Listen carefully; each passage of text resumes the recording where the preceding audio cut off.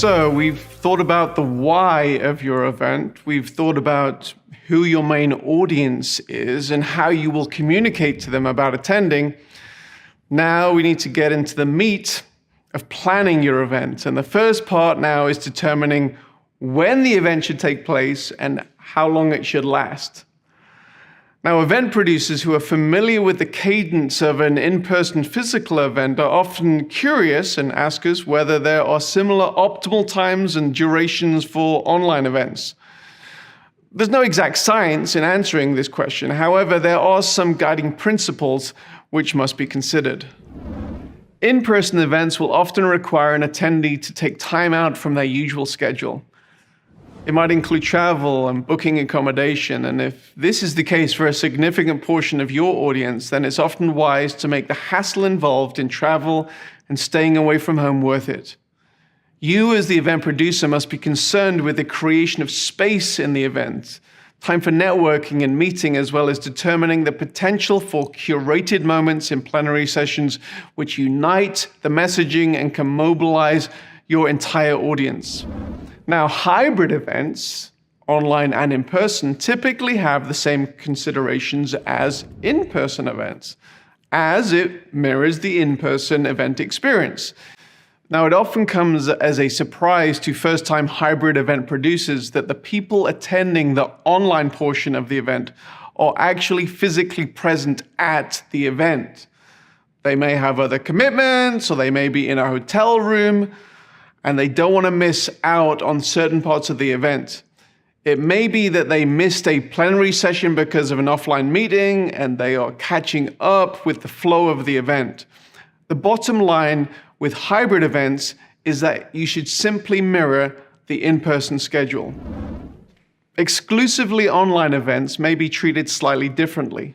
Since they don't require attendees to take time off work, one more significant consideration is that attendees may only be joining outside of work hours, unless, of course, you're hosting a work event, in which case holding it within typical working hours becomes optimal. Many in-person expo-type events have very little main stage time and spread the event over a number of days so that attendees can network, have offline business meetings, grab a coffee or lunch together. These same components are not all present with online events. The event isn't constrained by a physical place, and therefore the times when aspects of the event happen will differ. It's important that you give thoughts to when your main plenaries in a virtual event happen for this very reason. If you typically have longer, more drawn-out plenaries, you may think about condensing your main program slightly time-wise. I might add that it's important not to swing the pendulum too far in the other direction. It's not unusual for our project managers to advise clients on the need to actually include breaks in their schedule when they have multiple back-to-back one-hour sessions.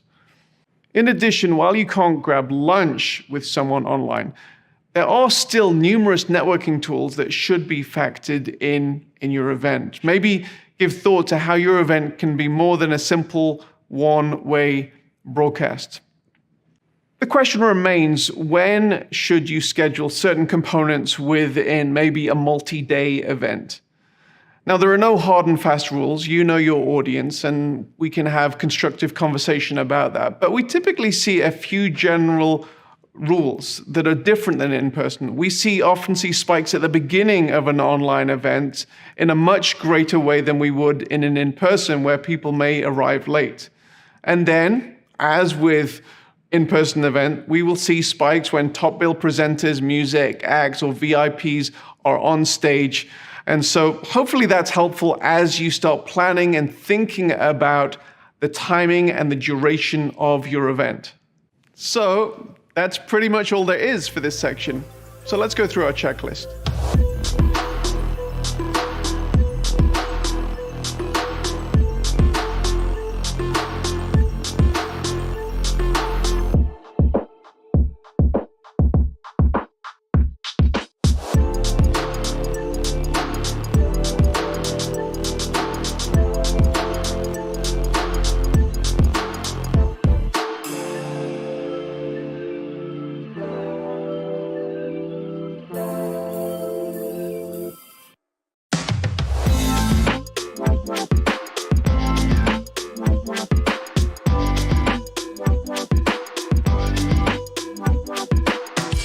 Whether you're having an entirely in-person, a hybrid, or an exclusively virtual event, there are a number of questions that you need to answer. One of the first questions is related to venue and production. Often this seems to be answered more easily for in-person than online events. It's natural that if you're having an event for, say, 15 people, you may choose to have it in a boardroom and ensure there are enough snacks and refreshments in the room for the duration of the meeting. And then if you're having a 15,000 person event, you're going to rent an arena with adequate audio-visual production so that the audience doesn't have any challenges with seeing or hearing what is going on. Now, similar principles are true for online events, and yet sometimes the production elements for online events are not thought through thoroughly. WebRTC, that's Web Real-Time Conversations, and other video conferencing applications that you'll be aware of are amazing tools for real-time interactions. However, their strength is in connecting individuals through low-latency video connections. And that's usually for small numbers of people and not for broadcasting a high-quality message to thousands. Now, if you're having a 15-person boardroom meeting and you wish to take it online, then utilizing such WebRTC, Zoom-type applications is the right choice. If you're broadcasting a message to thousands, however, using a low-latency application is probably not the right choice.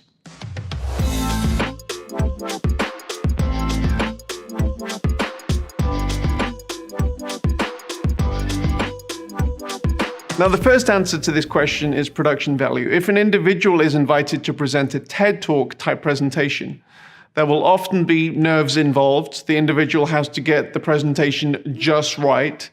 There are numerous books on the market of how a person can do this effectively. In addition to the person's presentation and how they look on the day, the presentation is typically given on a thought-out, clutter-free stage with high-quality cameras placed perfectly, lights, audio, visual, which mean that the only thing that is focused upon is the message itself. Everything is just right to present that message. Video conferencing lends itself to convenience, extemporaneous communication, and ultimately disposable content, which is often not the right feel you want to go for when you're going for a high-quality presentation. While a presenter can prepare their content in a similar manner to a TED Talk,